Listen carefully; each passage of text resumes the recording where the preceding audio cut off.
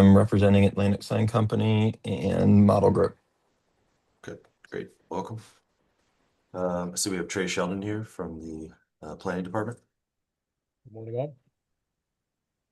And we also have Jared Gersh. Is Jared Gersh with us here? If so, if you could unmute for him.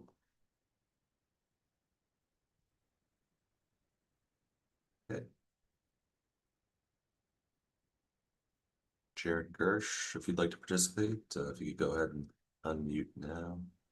David, he is a rep from Model Group, so I don't believe we'll need him to have any testimony today, but I don't know that we need to, unless you have to, I don't think we need to hold.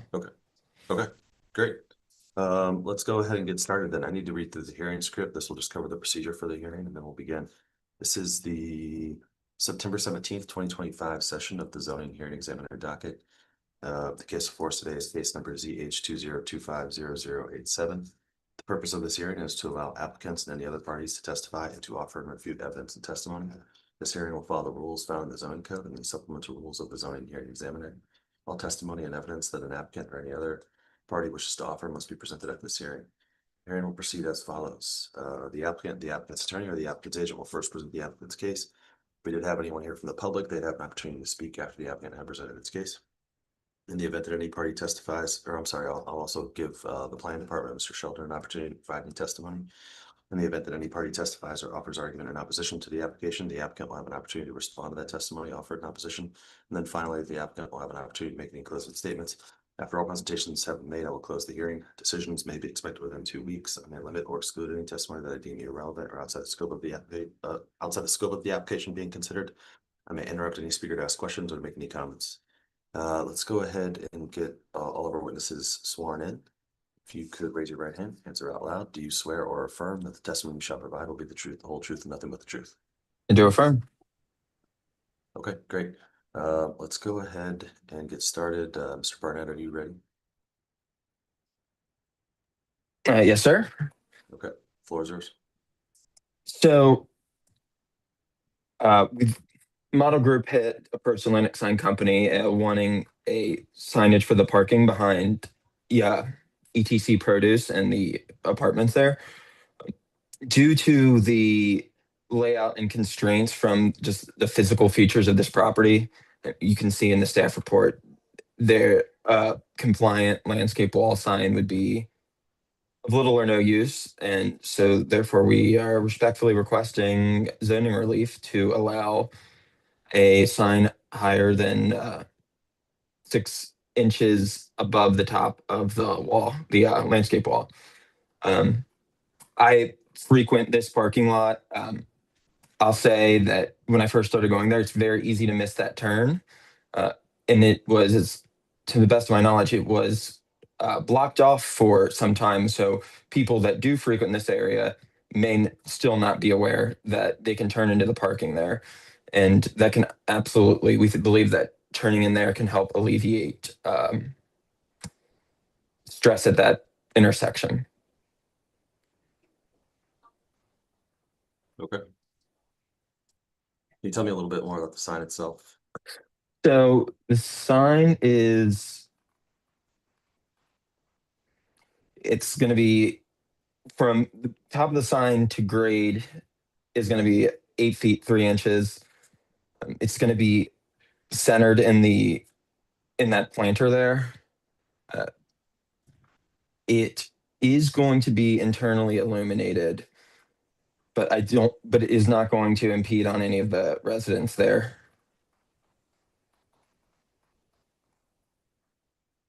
Okay, so, and this is a landscape wall sign, is that right? It is in essence a landscape wall sign. I would say in practice, it is more along the lines of a directional, but obviously it would be too large to be considered a directional by the city. Okay, how far back will the sign I guess how far back is that planter box set back from the right of way there? From the curb, I believe it's about 15 feet. Okay, And then to the right of way, it is closer, but I believe, and Trey can speak on this with more detail. I do believe that DOT has already commented that they don't have an issue with it. okay. And could you tell me a little bit more about why this variance is necessary, or in other words, why a code compliant sign could not achieve the goal of, public parking direction? So so the exhibits submitted,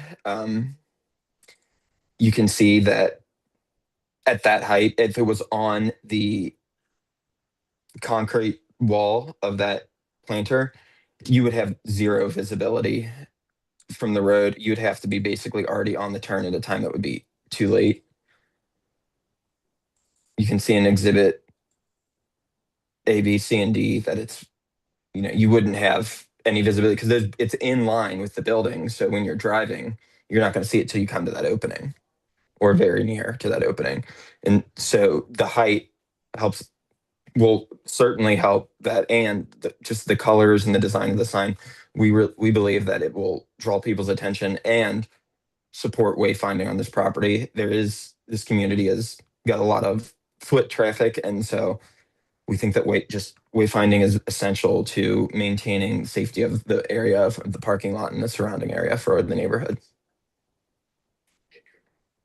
And are there any other locations that well, let me ask this, did you explore any other locations or types of signs to try to achieve the wayfinding here? Yeah, so originally we'd looked into just a ground sign, but in T5MS, the only ground signs you can have are like the sandwich board and like small yard signs. But obviously, either way, we would run into an issue with the visibility with those because they don't allow for any type of height. And sandwich board sign would have to be in the right of way on that sidewalk to have any effect. Okay. Anything else you want to tell me about the request? Paramount Launch and Model Group, we in Atlantic Sign, we appreciate the city's effort and cooperation in this project. I do think that the request is in line with the design and the desired future plans for this neighborhood. I think it will help to achieve that development of the Walnut Hills area and contribute to that. Okay. Trey, anything you want to add? Yeah, I do agree. I went on a site visit with Alex to check this out because as he stated previously, this was blocked off not only by fencing during the development time period, but then there are bollards that are the kind you'd have in a security area like that you typically see outside some federal facility or something. There are still bollards that can be brought up, like if they were to have like a some kind of community gathering here or something where there were a bunch of pedestrians here. So I'm just explaining that to you, David. Near where this planter is, there are several of these planters there, and extending westward from the planter over toward the building adjacent on the for the drive there. There are, I think, about 5 different bollards that can be pneumatically raised up, to a height of 3 or 4 feet, that could keep people from being able to come in this area if there was some sort of a farmer's market or a public event out on this plaza area near the that was created. It's kind of like a pocket park here right next to the grocery store that they created, a plaza, if you will. I guess that's the best way of putting it. And so I just noted that before there was fencing here across this, as Alex pointed out, for probably about 2 years, there was fencing up here during the construction process, and then the bollards were up, so you couldn't get in here. And now they have been lowered so that, because the plaza's been completely finished. So I did think that was relevant. The other is that, while the wall height is compliant, the landscape wall signs, the planters for those, the landscape walls are not supposed to exceed, 4 feet, so 48 inches. But this ranges in height from, I mean, these were installed, like a year and a half or something ago. I don't know that they had thought through. And the plans for this were made long ago. They came through coordinated site review and stuff years back. I mean, like 6 or 7 years ago. And when they began the Paramount, when Model Group and New Republic Architecture were planning all this. So I don't know that they anticipated these being used for signage, but the reality is, David, that instead of 48 inches for the maximum for these landscape walls, this particular one ranges from 20 inches in height to 23 inches in height. And then I'm not sure quite how they were thinking of this when they wrote the form-based code, that in a densely urbanized area where buildings were built out all the way to the sidewalks, that you would have the only signage possible would be a landscape wall sign that, like if it wasn't built to the full 48 inches, your signage is supposed to be lower than 6 inches from the top of the wall, and it's supposed to be at least 12 inches from grade. Well, if you think about it, if on the 20-inch part of this, the 20-inch height of the wall, if you took away the 6 inches from the top, you'd be at 14 inches. And if you came up from the bottom of the wall, as the code requires 12 inches, you would have an absurd 2-inch range in which to, I mean, we've dealt with form-based code many times. I think it's great for the facades of buildings and for certain things like that. But many other things in an already built environment, you and I've been through many hearings over form-based code, even for this particular site here. And it just, that's the notion that you could have a readable sign that was ranged anywhere from 2 to 3 inches, 2 to 4 inches in height, in allowable area on here, that anybody could even see. Also the building, both the new building, the Paramount phase 1 building, and then the building to the west, and I think it houses some kind of a dance studio or something now, David, but it's immediately to the west. Both of those are built out to the lot line. And then you also have planters with like dwarf Alberta spruce or something. You can see them in my figure 7 and in the I think in Mr. Barnett's exhibits, as well as the Google Street View images that I took. You can see that there are like planters and other stuff up there on the ground, which would just make it even more difficult to see this. Again, you would have to have a tiny little sign, like 2 to 5 inches in height in that band of allowable part on the wall. So I don't really, in that, I think the strict interpretation of the code would make it basically impossible to have any kind of reasonable sign here. We don't offer variances for instructional signage. Those have very specific limits, and we never have done that. And so again, to Mr. Barnett's point, this would be too large for that to be a simple instructional sign. Short of just including the P, I guess, and not having parking at all called out. I don't see any way they could have done that. And the other point I'll make, not only is this a built out environment with everything built out to the streets, making that form of ground sign would be almost impossible had they not created a plaza here, right? You wouldn't be able to put it anywhere because you'd have a building built all the way out to the lot lines. The other thing I noted in my staff report that I did put in there toward the end, trying to get to it, is that there are a lot of, obviously these are non-conforming signs that were built, and non-conforming uses even within form-based code. But I've just got a very substantial list there of, substantial property, right, where they've got ground signs that, are true ground signs that you have no association or integration with any kind of a landscape wall or planter bed. But they all exceed greatly the height. So I've got a pretty lengthy list. In fact, there are probably more places that I want to drive around further with, Google Street View, trying to locate these. But you have a lot of fast food restaurants, gas stations, and other things of that nature in this very near vicinity, in either the T5MS transect or in the T5N.SS transect, where there are signs that just dwarf this by comparison. So Would this be permitted as just a ground sign?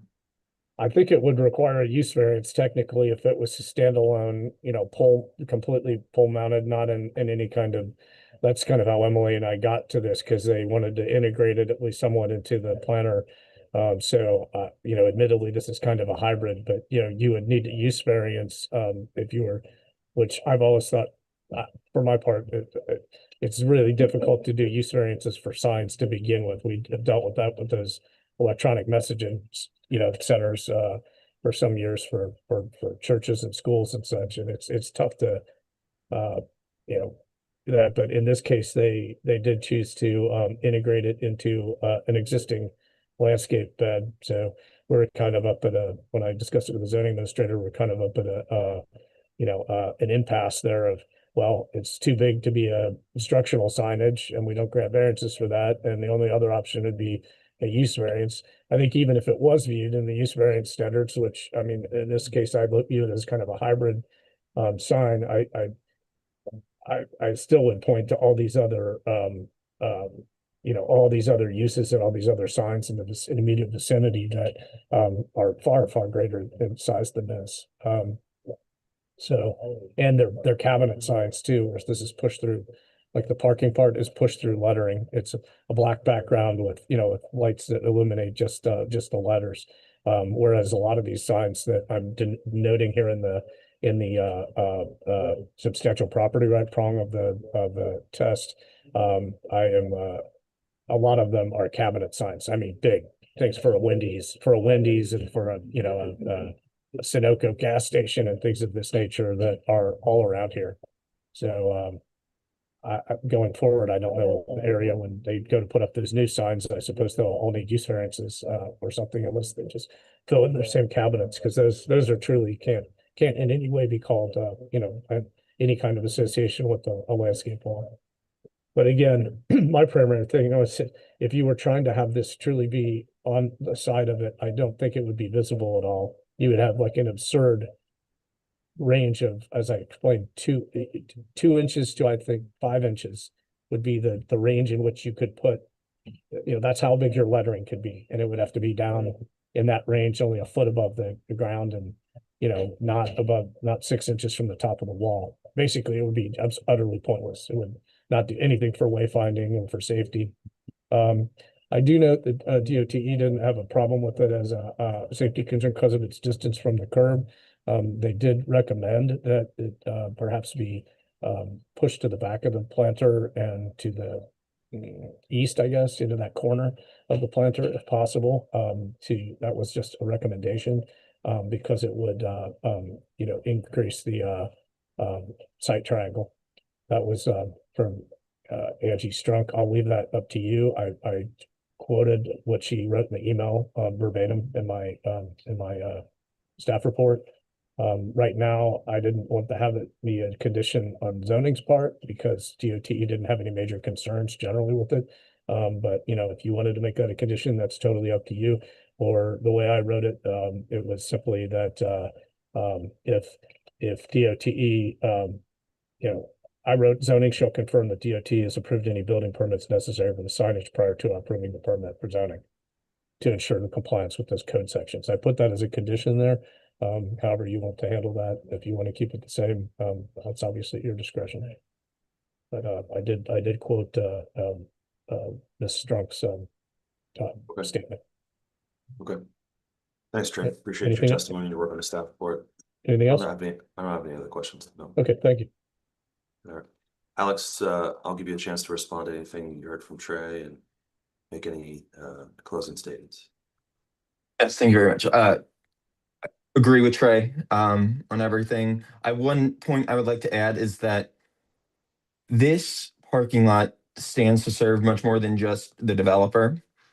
I mean, you have ETC Produce, Dance Fix, Decibel, Esoteric, Via Vice, I think is how you say it, the library, La Soup, and Representative Greg Landsman's office. So it truly does benefit other businesses and locations in this area. So we really do believe that it is good for the redevelopment of Walnut Hills. Okay. Mhm. All right, great. I think we'll leave it at that. I've